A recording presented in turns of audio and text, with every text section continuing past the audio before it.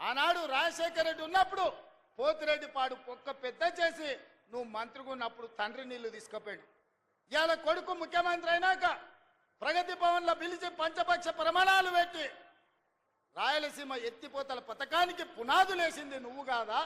ఆలోచన కర్త కర్మ క్రియ రాయలసీమ లిఫ్ట్ చంద్రశేఖరరావు వేసిన పునాది రాయి.